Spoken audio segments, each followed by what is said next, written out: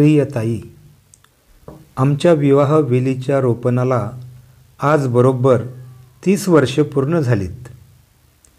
आमच्या संसारात तुझ्या रूपानं एक दैदिप्यमान अशी पंथी जन्माला आली. त्या घटनेला 25 वर्ष पूर्ण झाली आहेत. दरम्यानच्या काळात तू शिकलीस आणि आज स्वतःच्या पायावरती उभं राहण्यासाठी घराचा उंबरठा ओलांडत आहेस. एका नामांकित कंपनीत रुजू होण्यासाठी आमच्या छत्रछायेतून एका नव्या व्यावसायिक विश्वात तू प्रवेश करत आहेस याचा आम्हाला आनंदच आहे. ताई, तुझ्या जन्मानंतर आम्हाला अवर्णनीय आनंद झाला होता आणि तो आजही कायम आहे. जमल्यास त्या आनंदावर विर्जन पडू देऊ नकोस. तू शाळेत खूप हुशार होतीस. त्या हुशारीच्या प्रत्येक पैलूला मनात जपण्याचा प्रयत्न कर. जमल्यास नक्की प्रयत्न कर. तो पैलू होता नम्रतेचा, चिकाटीचा, आदरभावाचा, सत्याचा, आपलेपणाचा आणि सुसंस्कारांचा. ताई, मागे वळून बघता आलं तर नक्कीच या अमूल्य खजिन्याचं स्मरण कर. कारण हीच महाराष्ट्र व भारत देशाची संस्कृती आणि सुसंस्कार आहेत. जपशील ना? तू आपल्यातून आता एका नव्या अनोळखी व्यावसायिक परिवारात निघाली आहेस. तिथे तुला त्या परिवाराचे अनेक सदस्य भेटतील. त्यांच्याशी आपलेपणाने वागण्याचा प्रयत्न कर.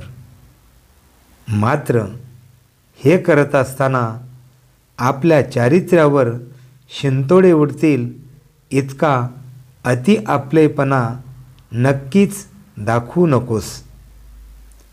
कारण शुद्ध चारित्र्य ही मुलीची सर्वात मोठी श्रीमंती असते आणि आपल्या आईवडिलांना आपल्या मुलीकडून हेच तर अपेक्षित असतं. त्याला धक्का लागला की आयुष्य नरकापेक्षाही भयानक होऊन बसते हे लक्षात ठेवता आलं तर बघ. आम्हाला तुझी नोकरी आणि पैसा यांपेक्षा तुझं निष्कलंक आणि वागणं अधिक प्रिय आहे यावर विश्वास ठेव. ते बिघडलं तर आमचं जगणंही बदतर बनेल. हा समाज आम्हाला सुखानं झोपूही देणार नाही आणि जगूही देणार नाही. कुत्र्यासारखा आमच्यावर तुटून पडेल आणि मग आम्हाला काय करावं हे समजणार नाही ग बाळा. पोरी, तिथं तुला भाऊ बहिणींसारखे सहकारी मिळतील. त्यांचे स्वभाव ओळखून वागण्याचा प्रयत्न कर. त्यांच्याशी फटकून राहू नकोस. मात्र फार आघळपघळ वागणं टाळलं तर तुझ्यासाठी ते बरंच असेल. मुलीचं चरित्र आणि चारित्र्य आईवडिलांसाठी फार महत्त्वाचं असतं ग बेटा. इथेच तुझी फसगत झाली तर हा समाज आम्हाला सुखानं जगू देणार नाही हे तुला वेगळं सांगायला नको. स्वतःचं ठेवायचं झाकून आणि दुसऱ्याचं बघायचं वाकून अशा प्रवृत्तीची माणसं आम्हाला फिदी असतील. मग कदाचित आमच्यासमोर आयुष्याचा अंत करून घेणे हाच पर्याय असेल हे काळजावर दगड ठेवून तुला सांगतोय. मुली, तू शहाणी व प्रामाणिक आहेस यावर आमचा विश्वास आहे ग. पोटाला लागणाऱ्या अन्नासाठीचं धान्य शेतात पेरण्यासाठी त्या भूमातेला चिरावं लागतं, याचा अर्थ तो शेतकरी मारेकरी नसतो ग. तसंच तुझं उज्ज्वल भविष्य सुरू होण्याआधी दिलेला एक हा सकारात्मक फटका समज.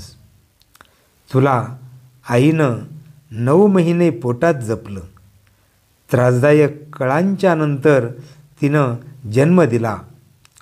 आम्हा दोघांच्या छत्रछायेखाली लहानाची तू मोठी झालीस, शिकलीस आणि बघता बघता 25 वर्षांची झालीस. तळहाताच्या फोडाप्रमाणे तुला जपलंय ग पोरी. काळजी आहे, वेदना आहेत, दुःख आहे, सुखही आहे, परंतु या सर्वांपेक्षाही तुझ्या भविष्याची आम्हाला काळजी आहे. काळजी घे पोरी. अजून आम्हाला तुझ्यासाठी जावई बापू शोधायचे आहेत. तुला त्यासाठी परत यायचं आहे आमच्याकडे. मुली, पुन्हा एकदा आई वडील म्हणून आमचा जीव तुटतो आहे आणि या तुटणाऱ्या जीवानंच हा जीवच थरथरत्या हातांनी आणि लटपटणाऱ्या पायांनी तुला सांगतो आहे, मुली स्वतःला जप. तू स्वतःला जपलीस, तुझं निष्कलंक चारित्र्य ठेवलंस आणि त्यातून तुझी प्रगती केलीस तर आमच्यासाठी दुसरा तो भाग्याचा क्षण नसेल, ते दिवस नसतील. मुली पुन्हा परत ये. धन्यवाद. तुझेच आई बाबा.